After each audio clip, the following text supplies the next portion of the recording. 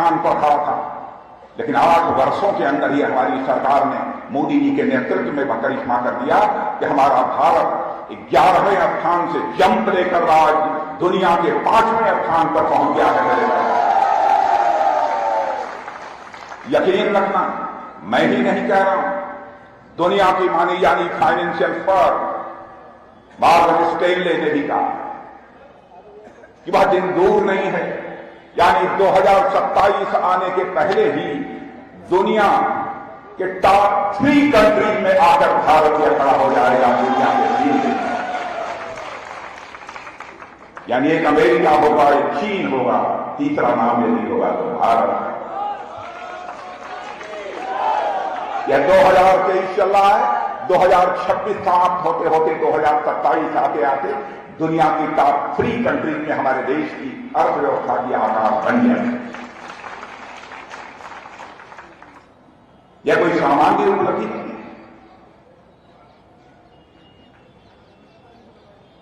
और भारतीय जनता पार्टी का जहां तक सवाल है, मेरे व्यक्ति की बात, पार्टी का जहां तक सवाल है, बहनों भाइयों, पार्टी हो अथवा नेता हो, उसकी विश्वसनीयता होनी चाहिए। जो कहे वो करे।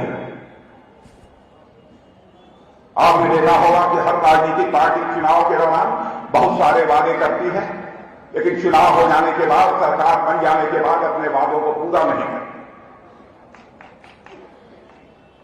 विधायक और सांसद के जो प्रत्याशी होते हैं, चुनाव के दौरान आपके दरवाजे जाते हैं, आप कहते हैं यह कर दूंगा, वह कर दूंगा, होता कुछ नहीं। और मैं मानता हूं इसी कारण भारत की राजनीति में विश्वास का संकट, क्राइसिस ऑफ क्रेडिबिलिटी पैदा हुई है। लेकिन भारत की राजनीति में विश्वास के संकट को चुनौती के रूप में किसी राजनीतिक पार्टी ने स्वीकार किया है तो हमारी और आपकी पार्टी भारतीय जनता पार्टी ने स्वीकार किया। हमने जो कहा है वह किया। पुराने लोग यहां पर बैठे हैं, रवि जैन जी जैसे लोग यहां बैठे हैं, उन्हें भी याद होगा 1951 में हम लोगों ने कहा था, जब जंक्शन के रूप में काम कर रहे थे, कि हमारी सरकार यदि बन जाएगी तो जम्मू कश्मीर को जो धारा 370 के तहत विशेषाधिकार प्राप्त है, हम चुटकी बजाकर धारा 370 को समाप्त करेंगे। और आपने देखा संसद के दोनों सदनों में बहुमत मिलने के साथ ही हमने चुटकी बजाकर धारा 370 को समाप्त किया।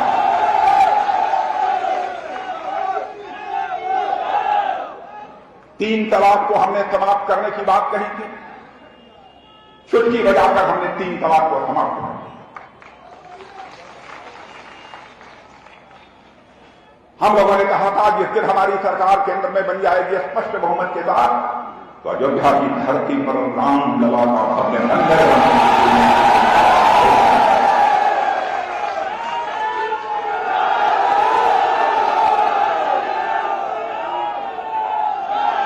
वह भी करके दिखाए। मेरे बहनों भाइयों, हमारी कृति और कथन में कोई अंतर नहीं रहा।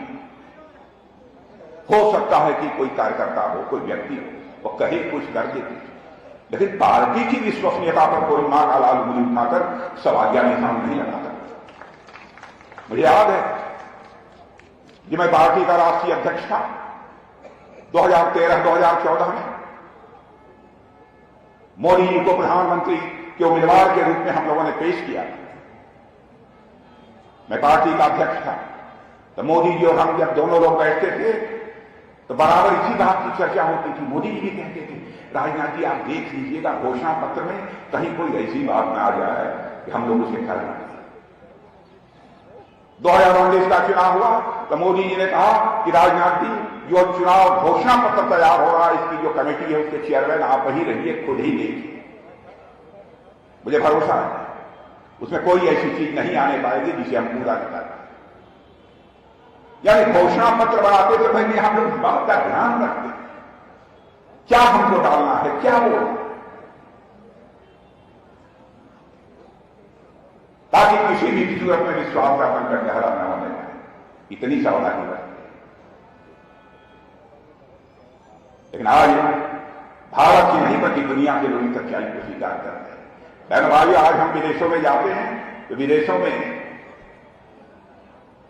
पहले भी मैं गया, आज भी मैं जाता हूं, जिस तरीके से मेहमान नवाजी की जाती है, लगता है यहां भारत बन गया है।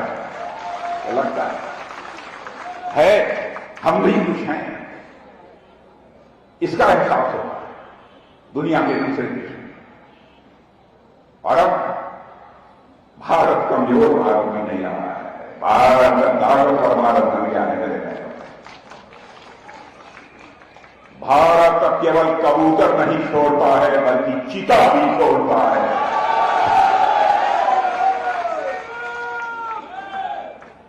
शेर भी छोड़ता है। चीता प्रोजेक्ट मध्य प्रदेश का देखिएगा, कुछ समय के बाद ऐसे हालात पैदा होंगे केवल भारत के लोग ही नहीं बल्कि दुनिया के लोग मध्य प्रदेश में जिस चीता प्रोजेक्ट की स्थापना हमारे प्रधानमंत्री ने की है उसको देखने के लिए लोग आए। बाहों में बल, ताकत आई, भुजाएं मजबूत हुई। आर्थिक मामलों का जहां तक प्रश्न है, देश में तो जो किया है तो किया है, लेकिन मैं कहूंगा 15-16 वर्षों के अंदर, 17 वर्षों के अंदर मध्य प्रदेश में हमारी भारतीय जनता पार्टी की सरकार ने करिश्माई काम किया। हमारा विरोधी कोई कह सकता है क्या करिश्माई काम किया? आरोप बढ़ाने के लिए कोई आरोप नहीं। 50 वर्षों तक हुकूमत मध्य प्रदेश में केवल कांग्रेस ने की। लगातार यह मध्य प्रदेश हिंदुस्तान के बीमारू राज्यों की कतार में आकर रहा। क्या बहनों भाइयों, यह सच नहीं है? शिवराज सिंह चौहान के नेतृत्व में हम लोगों ने यहां भाजपा की सरकार बनाई। आज भारत के बीमारू राज्यों की कतार से हमारा यह मध्य प्रदेश बाहर हो चुका।